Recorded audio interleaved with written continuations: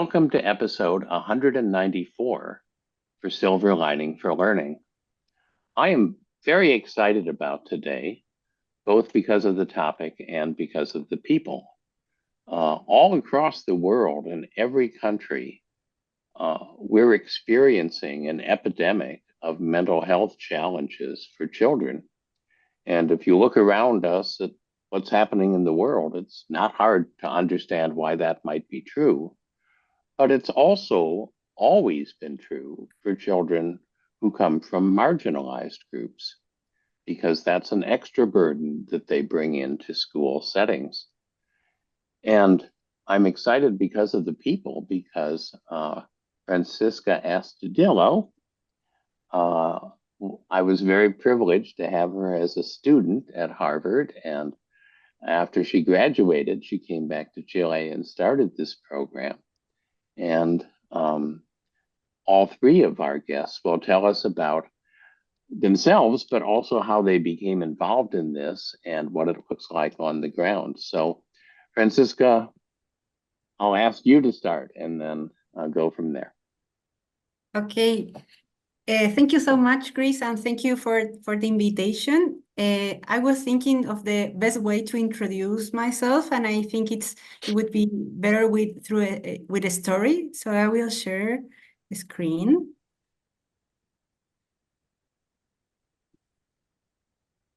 Can you see it? Okay. I'll start with this story. This is a picture of me when I was around 22 years old. And we were in the middle of the Mad War, and I was in that time I was a leader in the Scout movement.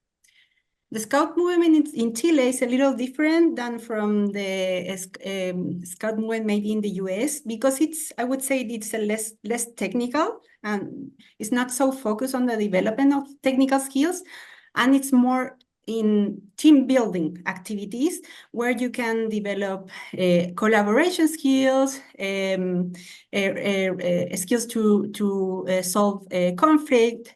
And I was very introverted when I was a teenager, and this helped me a lot to learn a lot of leadership skills and problem-solving skills. And there, if you are lucky to find me in the picture, I was a leader of this group of 30 girls, and then I realized that I was very good at designing these experiential and fun learning activities. And at that time, I remember that I was studying civil industrial engineering, and I told my dad, who is an entrepreneur, I don't understand why traditional education and schools don't incorporate this kind of fun learning ways of learning, and also the learning of these very crucial skills that were these social-emotional skills of leadership, of team building. And my dad told me, okay, if you think that you can improve the educational system, why don't you do it? Like, stop telling this and just do something. And this was a challenge for me, and also very inspirational. And I started at that time, after finishing my undergrad studies, to work in nonprofits in education. And I learned a lot about public education in Chile and their main challenges and needs. But at that time, I was saying, okay, I am an engineer. I don't have formal education in education. So I went to do, let me see, a master in education at Harvard. And this is a picture of me when I finished my studies there that were so wonderful. I learned different and very inspirational ways of learning, different methodologies, informal, formal. I had very good teachers too. Really, I had a great time. And I like to make fun of myself, like make jokes that I was at that time very full of myself, maybe a little naive, that I was to go back to education, to Chile, and to revolutionize education in Chile. Particularly, I was very in love with project-based learning. And at that time, maybe I still love it, but maybe I didn't have the context of how it was going to interact with the Chilean schools. So I went with Andrea Gumucio, that is a principal of a school in a very high risk background. And she had the patience to hear all my ideas about how I was going to revolutionize education in Chile. And she told me, okay, Francisca, this is great. It's very interesting, but right now we are not prepared for that, and have more urgent problems. So I told her, okay, what problems do you have? And she told me, we have a lot of behavioral problems in the classroom. We have children are coming very dysregulated, and it's becoming very difficult to handle. And this is not only impacting children, but it's also they're impacting teachers. And we have had a couple of incidents that ended with teachers in the hospital. So it was very hard to manage. So that was a very important lesson for me. And in entrepreneurship is a lesson that you shouldn't bring the solutions to the world, you should hear them and to listen to their problems. So there I decided I have to understand this better. So I went to Bajos de Mena, which is the neighborhood here in Santiago, and to understand what was happening there. So there I learned that these behavioral problems were an expression of lack of social emotional skills, but this was just the tip of the iceberg. And this hid a bigger problem that can lack of expectations for the life, lack of self-esteem, which if you don't treat them when the kids are young, usually that go to problems like dropout rates, delinquency, and depression and other problems. So the problem was great. So I told Andrea, okay, I got you covered. I have to help you. Like, it's very important. I really understand right now that this is your problem. I have to help you.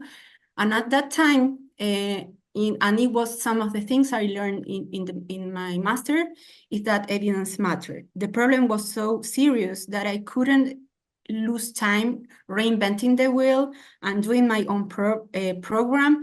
And also because the problem needed a very fast solution because they were having a very hard time.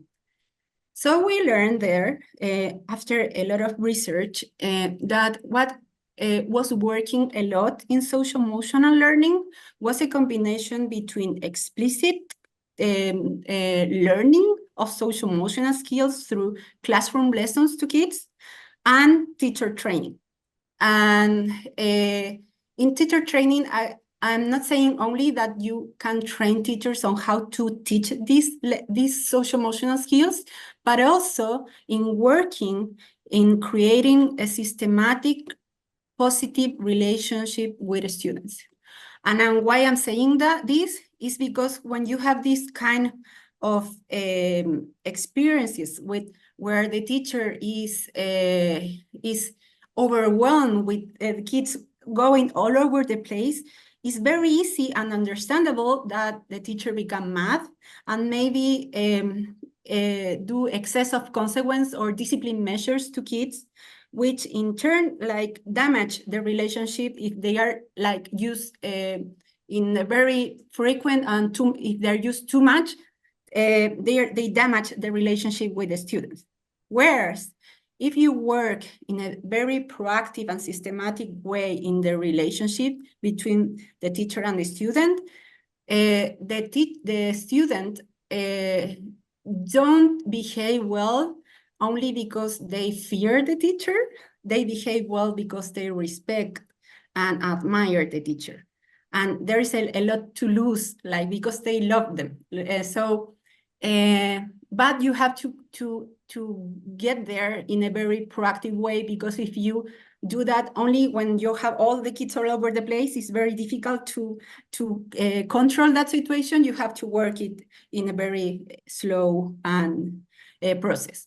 And these have a very, Sophie is going to tell you a little bit more about that, but this has a very wonderful consequences, is that not only the students behave better, but also this positive relationship is very good to the students' self-esteem and their vision, their expectations, because like we are humans and we grow with the caring of adults.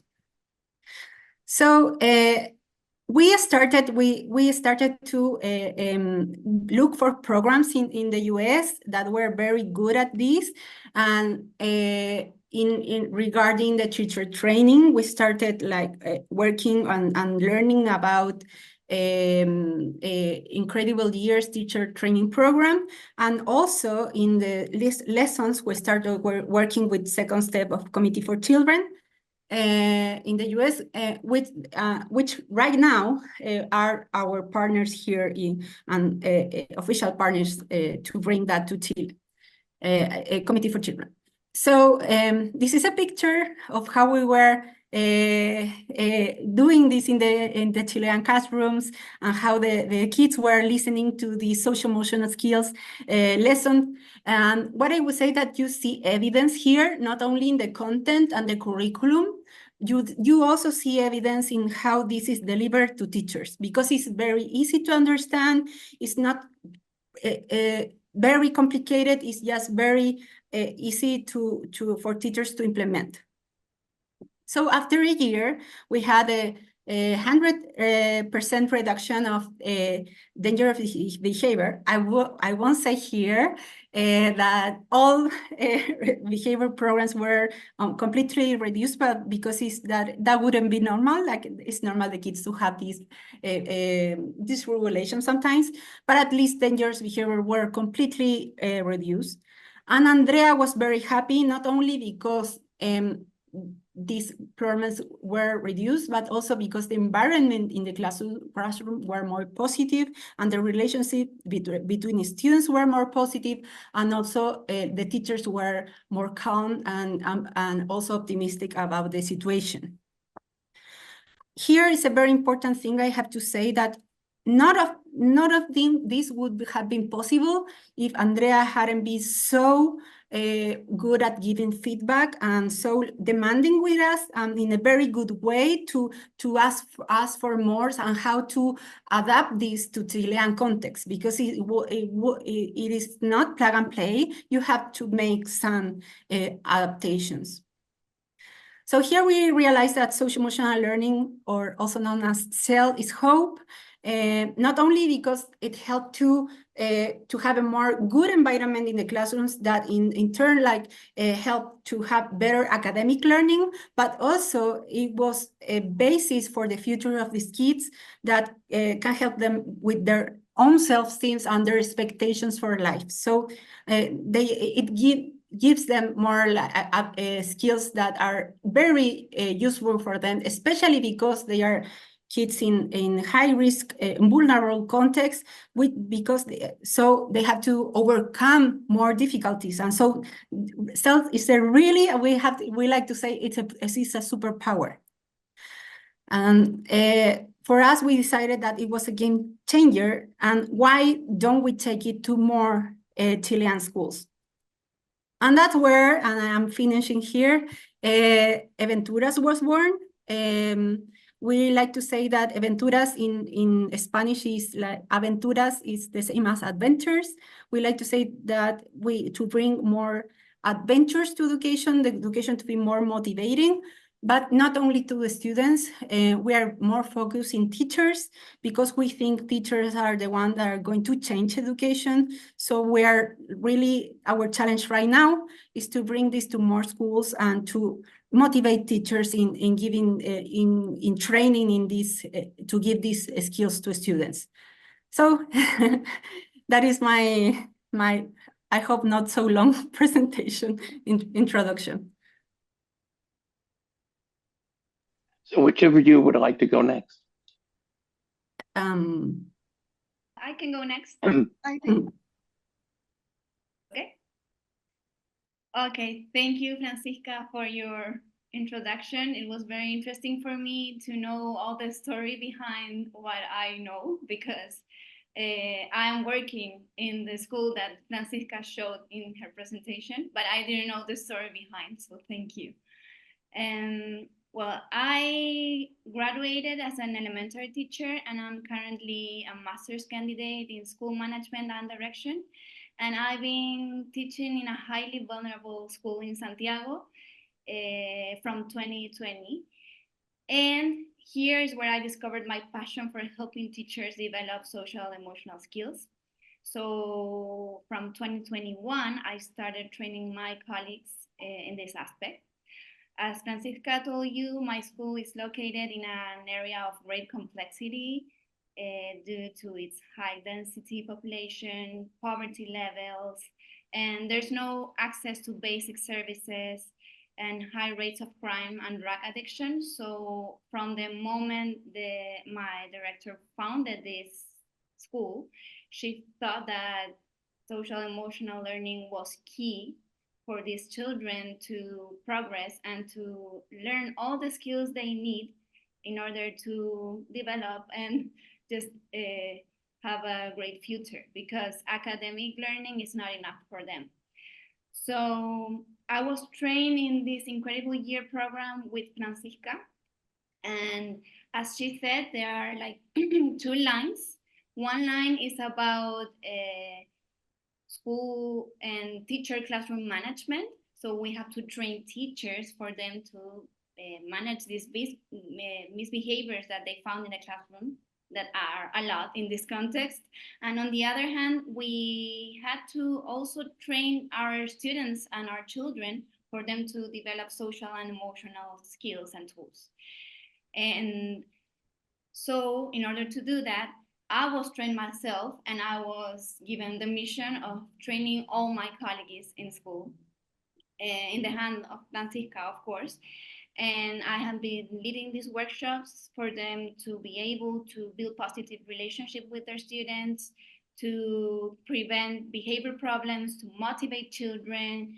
And so that's what I want to show you in some pictures. I want to show you the experience of these workshops. So I'm going to share my screen.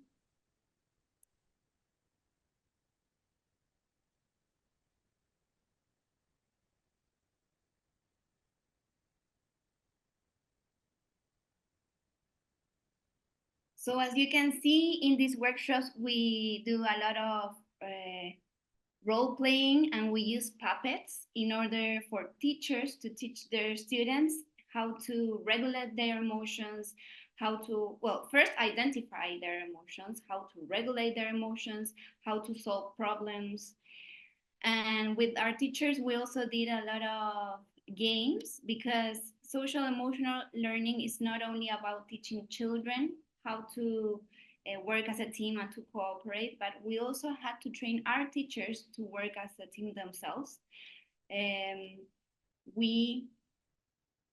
I love this picture because you can see that they are all, we have like 30 teachers in this classroom, and they are all really concentrated because they were really interested in this topic. And that's because, as Francisca said, it was a real need. We tend to make the mistake in education of trying to train our teachers in things that they don't really need. But this was a real need in our context. So they were really interested, and the feedback they gave us was very positive. So it has been a great experience. And well, we also had a lot of fun, which, as Francisca said, is key in learning. But we also had a lot of reflection. And here, for example, teachers are writing something they value about another colleague, because we need to model these skills to students for them to learn them. And this is our graduation of teacher classroom management. So I just wanted to show you these pictures so you can see that we have fun, we learn, and that this experience is really significant for our teachers. And so what we learn in these workshops are strategies for children to for teachers to manage misbehavior in the classroom. And as Francisca said, and I think this is a key aspect, we have to center our attention and to focus our attention in positive behaviors, because we as teachers, we tend to give attention to negative behaviors, and that's the only message you're giving to children when you do that is that if they misbehave, they're gonna get attention. And that's something that we have to eliminate. And that's something that we have been working with our teachers, and it's not easy. It's like a change of the mindset of teachers. So we have been developing different strategies how to give positive attention to students. It can be with coaching, praise, incentives, and those strategies help them develop self-esteem, motivation, problem solving. And on the other hand, of course, sometimes you are going to need some strategies to redirect or re-engage students where they're misbehaving, and consequences are needed and are important, but cannot be the only strategy we use. So I think that's like one key aspect that we have been working with our teachers, and that has changed the way teachers see misbehavior in the classroom.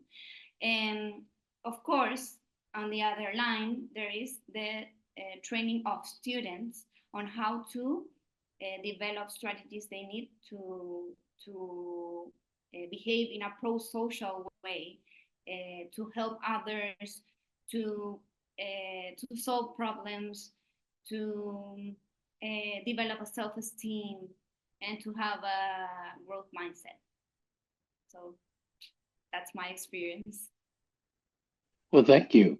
And Francisca, you are at the top of all of this, and I know that you want to scale. This is something that we spend a lot of time on this program talking about. How do we take an island of innovation and scale it? So I'd love to hear your thoughts. Yeah, well, the scale is our huge challenge today. Well, first of all, I want to say thank you very much for this invitation. As you mentioned it, well, I'm Francisca. It's a funny coincidence with the other Francisca. And well, I come from the world of science. I'm a physicist by training. In this university, I studied physics. But along the way, I had an experience in a vulnerable school in the south of Chile, and I fell in love of education. So today, one of my greatest passions is working to ensure the children, regardless of their social, cultural, or economic background, can acquire the tools that they need to achieve their dreams and to be happy.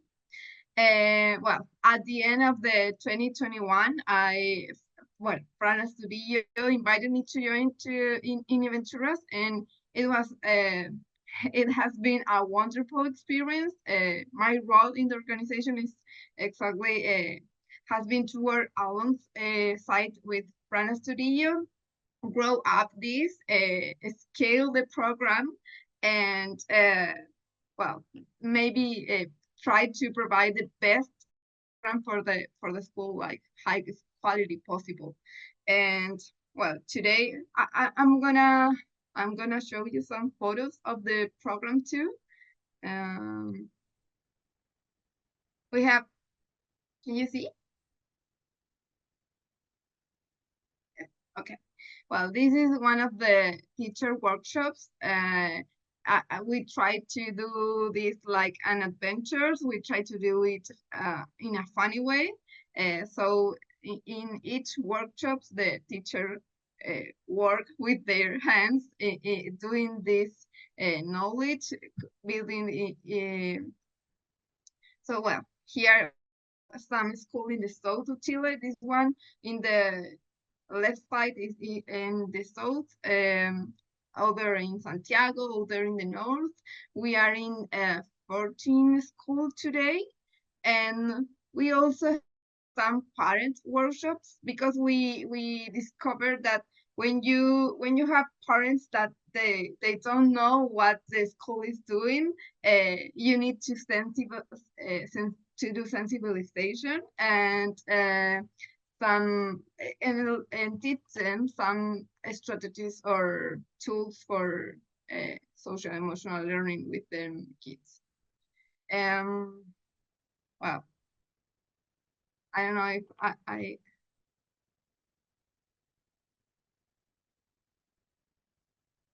that's my introduction. Yes, well, you seem like a great team because you each have complementary backgrounds that help you to cover the waterfront. So, Punya, you have a question? Sure. So first of all, thank you so much for joining us and for all the work that you do. I was just curious about one thing. I mean, what I really appreciated, I should mention, is the fact that it's not just that you're talking about kids, you're also talking about teachers. Francisca, I think you mentioned they're working with parents as well. So there is like almost like a 360 sort of an element to it. But I was curious about a couple of things. So one is, schools are supposed to be, at least in our minds, about learning math and reading and science, and that these kinds of topics are like not part of the quote unquote curriculum, right? I mean, I can think of like originally from India. In India, these would be seen as being things that you have to figure out yourself. This is not a responsibility of the school, right? So I'm wondering, like, in terms of broader Chilean culture, like how, when you first go and say we need to bring this into the classroom and so on, how that works. What kind of resistance do you feel, or do you see there is an openness to this, particularly because you're working clearly in very difficult sort of contexts and environments, right? So that's one. Second, I think, Francisca, you mentioned that when you first started, you had this amazing school leader who was tough on you in terms of like, this is what we need, but was also understood the value of it. But now that is you're expanding, this is one of the challenges of any project that goes from like a pilot or the first draft to expansion, that you will not necessarily have school leaders who are as receptive up to this because they don't necessarily see the value of it and so on. So how do you sort of develop approaches and strategies to bring people along on this ride, right? So what you have described is what you do. I'm just curious about how do you get to that point that you're allowed to do that work, or to do that work in a way that you think is going to be successful, right? Because a lot of times initiatives come along and it is seen as something that is being imposed on people, and then it's like, oh, there's one more thing we have to do, particularly if you're a teacher. So I'm just curious about so I think the question broadly, I'm blabbering now, so I should stop, is broadly about sort of that broader cultural context, both sort of societal, but also institutional culture. How do you enter into that in a way that is productive for you and, of course, the teachers and the kids and so on? I hope that question made sense. And anybody can jump in because I think it's a broad enough question that each of you will have a slightly different take on it, maybe. Maybe Sophie, you can tell us about how it works in the class. I think you are the best to tell that. Okay, so as you said, I have an amazing leader. So the reception in my school was very good. But I don't think that happens in every context or every school in Chile. I think there was not really a conscious about the importance of social emotional education some years ago. And I think the pandemic was a turning point in that aspect. With the pandemic, schools and people in general started realizing that social and emotional skills are a key aspect to be taught and learned in schools. Because the pandemic showed a real setback in terms of emotional skills because of the lack of stimulation, probably. So I think from that moment on, it has been like a topic that every teacher wants to learn and want to get better at this. But before the pandemic, I don't think it was considered a real problem, or maybe not a priority. The priority was academic results and scores, and the public policies were like going in that direction, and the discussion was going in that direction too. And after the pandemics, I think schools recognize that this is a necessity, and therefore teachers recognize it as well. However, I think that, and it's not because it's only my school, but because I think it's real that in my school we are lucky because we have an amazing team, and we have a team of really professional and motivated teachers that want to change, that want to make a change, and that are here in such a challenging context because they want to change the life of these children.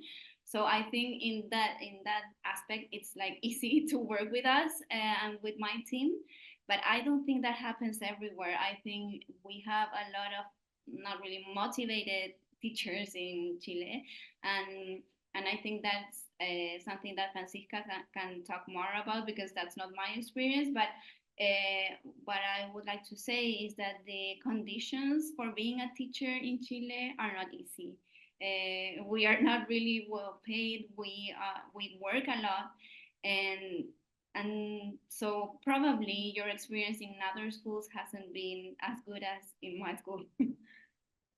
Yeah, as Sophie said, the condition for teachers are very difficult. They don't have a lot of time. Actually, they are always busy and with doing a lot of things and so on. And I think that the time is our biggest barrier today.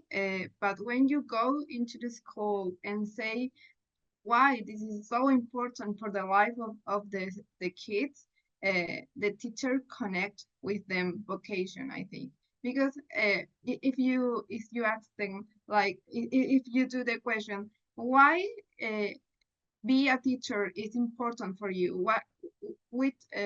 what do you dream for your student, they always say, I want they can be happy, they can go to the university and so on.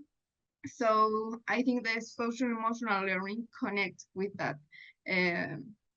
Maybe Fran, Astudillo, you have more.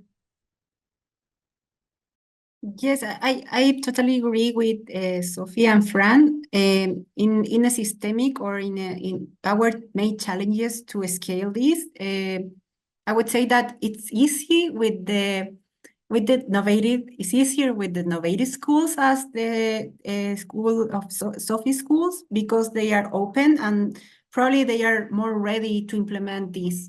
So Sophie is right. After the pandemic, there was an increase in the awareness of why social emotional learning is so important, but there is a gap between that awareness and implementing concrete actions to improve this. So that is our main challenge right now, because we have a lot of principals that know how important it is, but they are so overwhelmed with the regulations of the government, or the problems with the parents, or all the problems they have, or the lack of budget, that it's very difficult to concrete an initiative. So we have been working a lot with the awareness, but also making this fun for them, trying to make it cheaper, because like here in Chile, you can work with public education. It's possible, but it's a very bureaucratic process. So that is our main challenges to grow. So we have realized that a combination to do that is just be very connected with the schools and their needs, and improving the program. So you have a lot of recommendations of other schools, and also being supported with social funding or initiatives that can make this grow faster or cheaper to school. But that is a challenge. We haven't solved that yet. Yeah, and thank you for your responses all. But I think you're absolutely right. Part of the reason for asking that question is personally having experience in different contexts, not social emotional learning, that institutional constraints can often get in the way of a lot of these things, and figuring a way through that. And you're right, developing relationships, thinking of cost, thinking of I mean, recognizing that they are not averse to it, they're not against it just because, but that they are also constrained in many ways. So anyway, thank you for that. And I know, I think Kurt is waiting with his question. So we'll let him jump in. Thank you.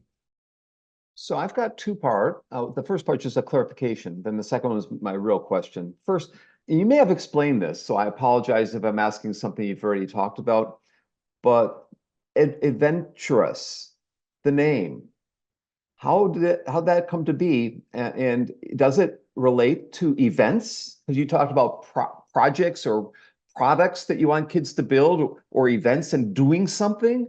Or does it relate to adventure learning, which was popular in the US 10 to 20 years ago? In fact, one of the people who did a lot of adventure learning was on our show a couple of weeks ago from the University of Minnesota. His name is George Felicianos. Or is it related to touring, just actively doing, how did the name get derived? And is it meant to motivate students on the front end? Is it meant to say, we're gonna embed a lot of motivation in this program, and we call this Adventurous? Can someone explain the name for us? Fran, do you want? No, you are the founder, so you No, you can compliment me. Yes, I mean, the name is connected with adventures, and it is and it's just in the word that education should be fun and motivating, and we want to bring that to schools. As I said before, like, we are not so focused on students. We are more focused on teachers. Like, we're very focused on making this fun and interesting and engaging to teachers, because we think they are going to make education fun and motivating for their own students. So we think that we are convinced that teachers are just the key of education. So what is challenging is to make this fun for teachers, considering all the overload of work they have and how tired sometimes they are in the afternoon when they have to do our workshops.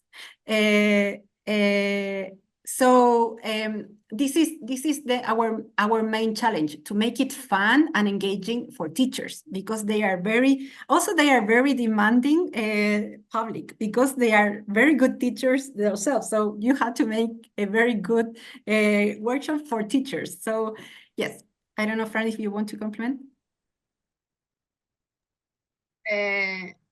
No, well, I think that Adventurous, maybe the name can have confused. The meaning is about education always, but we also have, as Fran said at the beginning, we have a partnership with Committee for Children, and we use the second step program in the early learning elementary school, and that classes are also very, very funny. So they have games and so on. So I think that we also introduce something of that adventure into the classroom. So I'll send you some of the info I have on adventure learning here, that, getting people into the outdoors, students into the outdoors, actively collecting data and manipulating and sharing or following explorers around the world. That's another part of adventure learning. But I think my real question does relate to that first one. It connects really, because I'm interested in how you're sharing what you're doing. This podcast is one way you're sharing. This is great. We're recording it. It's going to be available in all sorts of podcast formats, as well as in YouTube. But a lot of times I go to I run a couple of US conferences, and now I've got one in Asia in October, eLearn, and we always wonder about how to involve people from South America. And there isn't a lot of participation typically in the conferences, whether it's in Europe, in North America, or in Asia, from the South American. Other than my friend Jaime Sanchez at the University of Chile, he shows up a lot of them. So I'm wondering how you're sharing, and not necessarily internationally, but are there events that maybe we can travel to in South America and attend, or that teachers in the US or other parts of the world might come to South America and attend to find out what innovative people are doing, like yourselves, in Chile, in Brazil, in Argentina, in Bolivia, in Peru, and all over the place. Can you tell me how you're sharing and how we could participate in that, if at all?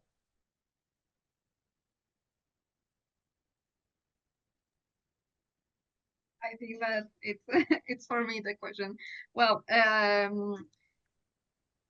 show the programming, show Aventuras. It's a big challenge here. Education is a really small in Chile, so well, we have a website, and they can contact. You can write us with the contacto@aventuras.org, but we do this. We go to the school, we call them, we ask them, do you have this problem, do you have behavioral problem, do you have I know, mental health problem or self-esteem problems with your students. That's the way we do it. But also there are a lot of schools have problems and call us or meet us in a congress or seminary. We do that kind of thing. I don't know if Fran or Sophie wanna complement the answer. Fran, I don't know if you have a problem with your microphone, or it's me that sometimes it's difficult to hear, or it's my problem. Like, no. Maybe it's possible because I have problems sometimes. Or We hear you both fine. Yeah, we can hear it okay. fine. Yeah. So Right. it's me. It's me that I'm not hearing so well. Okay. It's good that it's only me. Yes, Well- I would only compliment that it's hard. It's hard to do everything well. So you have limited resources as a social entrepreneurship. So you have to communicate what you're doing. You have to recollect data. You have to improve your services and product, and you have to implement the program and do fundraising. So I would say it's hard, and we have found a lot of creative ways to do some webinars sometimes in the sense that in very interesting topics that we know that teachers love. We are starting to do in-person events, which are harder but are more fun too. We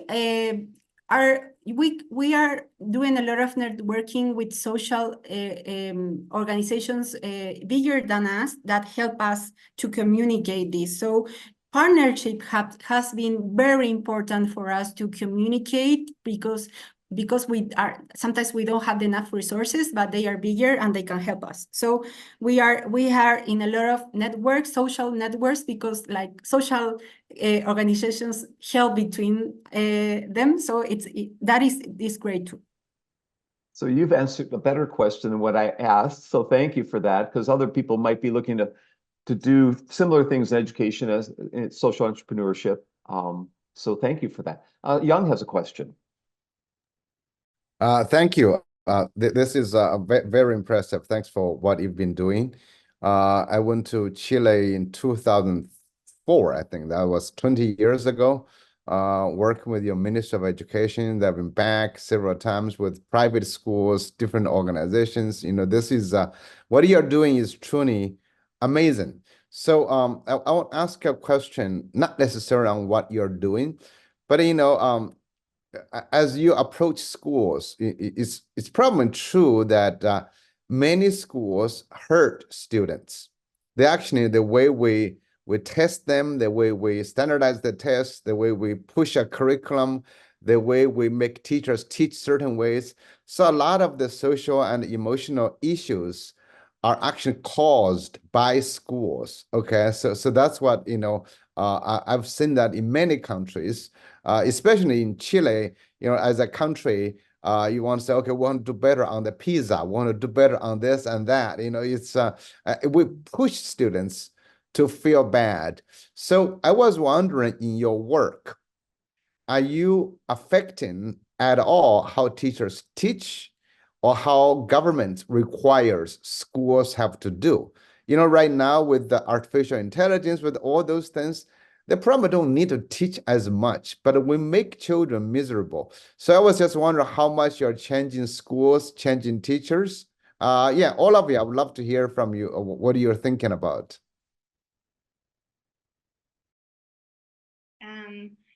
I would like to start if that's okay.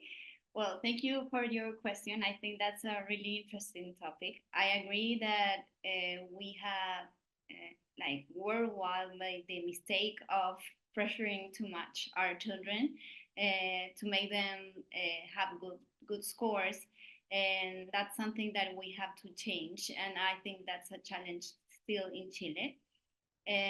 One good thing is that a couple of years ago, our national test that it's called SIMSE added some indicators that try to measure well-being and not only like academic scores. So I think that's Indicator the spice in Spotify. Sorry, 1 second. Sorry, my Alexa turned on. I don't know why. Okay, so so I think that that's like a public policy that goes in a positive way and path, but we have a lot to do in that in terms of pressuring our students.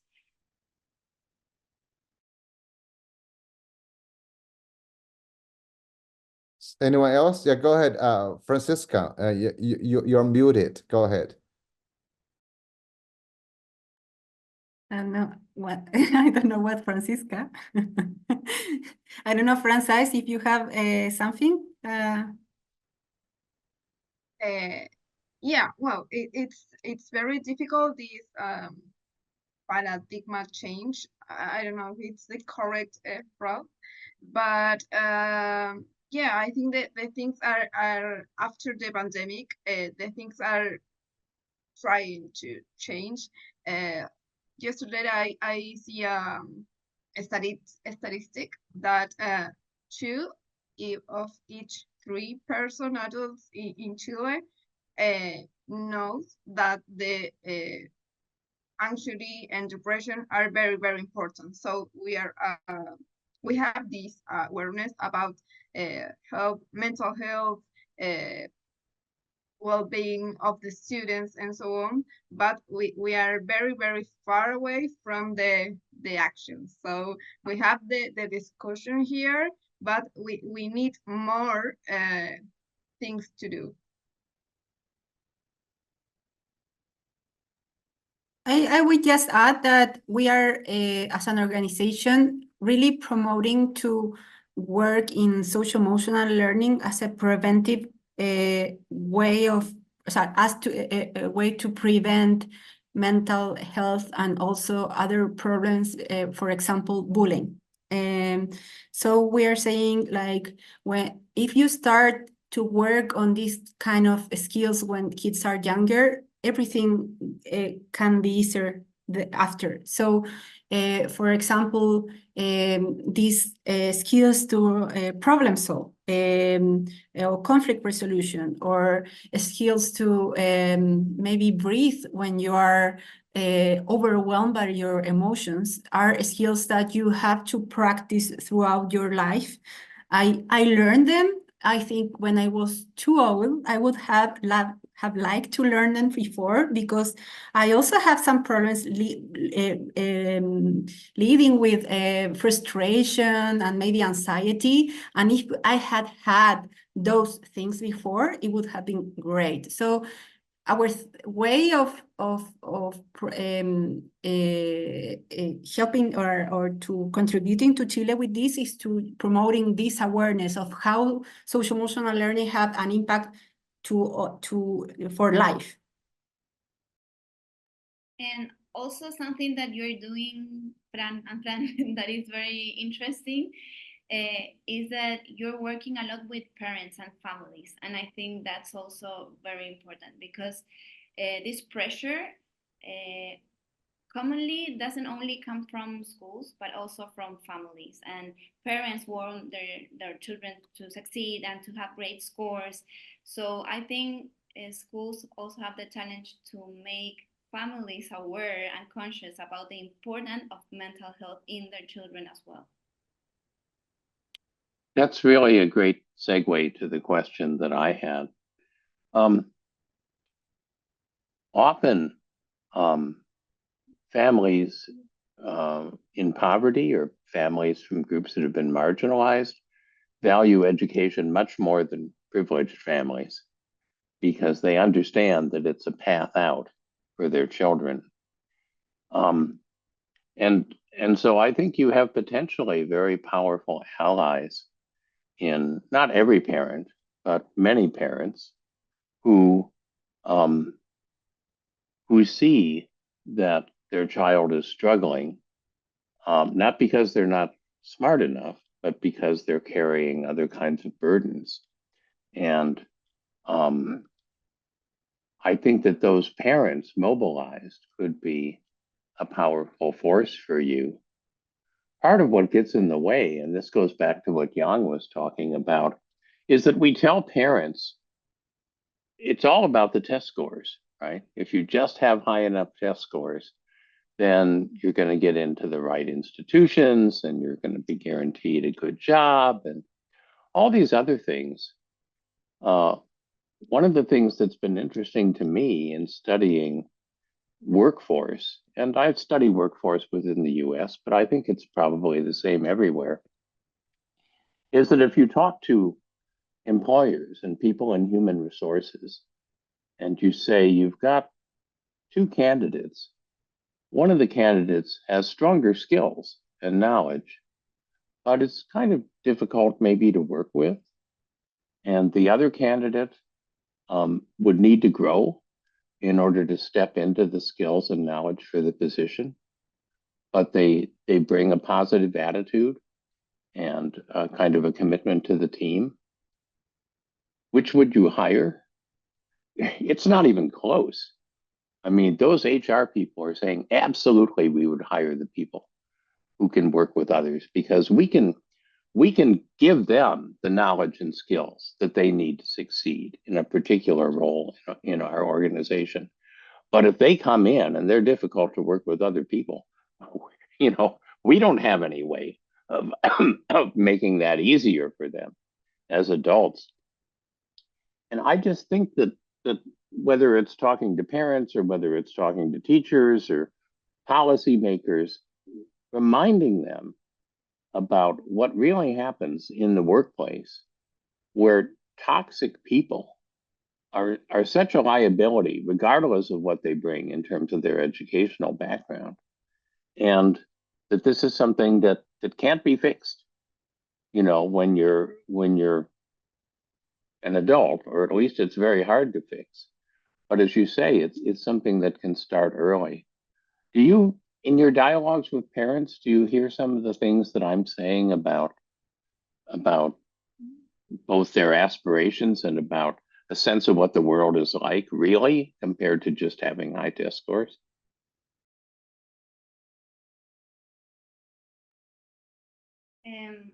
Well, I think, yes, we have a lot of parents that are not acknowledge the importance of education and that want their children to succeed.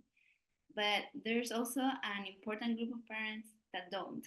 And that's like the ugly part of this because it's so hard to work with them and they themselves don't have these strategies. So it's really challenging for us teachers to try to work with these children. But with the ones that are aware of the importance of the skills, yes, when we ask them, what do you want for life, for your child, for your daughter, they usually say, I want them to be someone who contributes to this world. And in order for them to contribute for the world, we have to give them the tools they need. And I would like to comment on something that you said about employers looking for for employees that have social emotional skills, because I was doing some research before this podcast, and I found a study that was conducted in 2012 in Chile, Argentina, and Brazil. And I saw that 80% of employers state that the availability of social, emotional, and interpersonal skills among employees is very low. So 80% of employers in these countries think that that's like something that candidates don't have, and that we need to work on that. So we see how the formation and the education children receive in schools has a real impact in the future of the children. And that's why I think it's so important that we start working this in the early years, that it is where I work. I work with children and students from pre-kinder to second grade.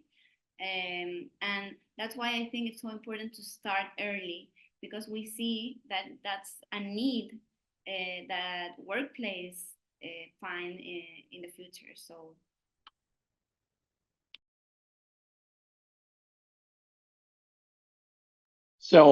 I'll ask a question. We're starting to run out of time, but there is a question that we frequently ask on this show, no matter what the episode is about, and that is, we'll have people who watch this episode who may want to do something similar to what you're doing, but in a different context, in a different country, maybe with kids of a slightly different age level.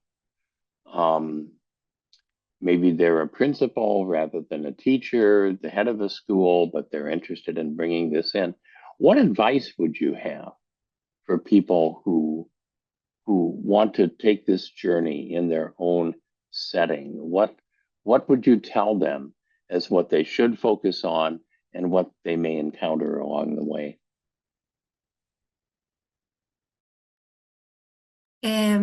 I would say first that it would be great to find a good partner to do this. I mean, a partner as Andrea, the principal of Sofia School, because if you want to create something that really have value or added value, you need a very good partner that is inside this world. Like, you can have a lot of ideas, but that is not enough. You need someone that gives you very good feedback to do this. That is my first advice.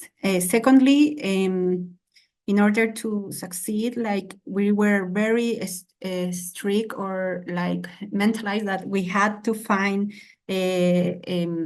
programs that had evidence, but because that gives you a very good start, but then you have to work with schools to adapt them, because it's something that you have to do.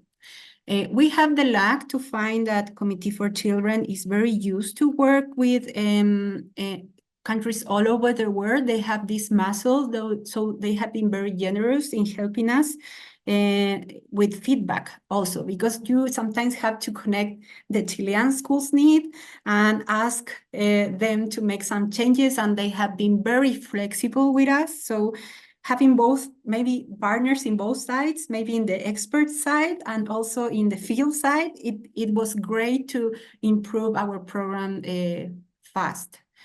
And third, I would say you need more or other partners, but in the scale part. We have when we started this, like, and then Frank came, it is very difficult to grow, and because social entrepreneurship is very challenging. And if you have good partners that give you advice on how to grow, you can skip a lot of mistakes in the way. So that would be my three advices. I don't know if Fran and Sophie want to give more. Yeah, well, I'm very agree with Fran. I think that the 3 points are the key for do it, but I also have a little bit more romantic view, because I think that you must love this. I think that education is a really big problem in Chile. You have a lot of obstacles and barriers to do it, So you must be with your heart put it on this. I think so. It's very important. Be in love of the problem, but not be in love of your solution. So I think that you must. I think that. Thank you, Fran and Fran, for your comments, because I think they were very good advices. And I loved especially the last one about being in love with the problem and not the solution. And yeah, that's a very interesting thing that I think it tends to happen. And I would only add that I think we need to measure the impact of the actions we are doing. I think in schools, we do a lot of things. We have a lot of initiatives and programs and projects. And sometimes we forget to measure what is really helping and what is not really helping, and we have to change. So I think that's an advice from the perspective of schools. Well, as always, we run out of time before we run out of interesting things to talk about. But I just want to thank you for the work that you're doing. I think it's really important. And I also think you're doing it in a very thoughtful way that is going to help everybody else who wants to do similar work to be more successful at it. So really appreciate you coming on today and sharing these ideas. So Chris, one quick comment. Sophia, I just want to repeat what you said. I loved that statement, love the problem, not the solution. That's just so good. That's good. Thank you. Thank you for joining us today, but also for that quick comment, Francisca. That was great. I also thank you guys for coming here. It's been wonderful. Thank you. Thank you so much for the invitation. Sure. It was a very fun experience for us too. And the next episode 195, will be on next Saturday, the June 8th at 11 o'clock a.m. EDT. It's about a program called Flowers for the Future. Girls in Afghanistan, once the Taliban took over, had no formal way to continue their education. And this is about an initiative that's a volunteer in which peers, particularly high school peers all across the world, are providing online learning and mentoring experiences for girls in Afghanistan, even to the point that they're able to get a high school diploma. So it's exciting. I hope that you'll join us next week. And thank you for listening today.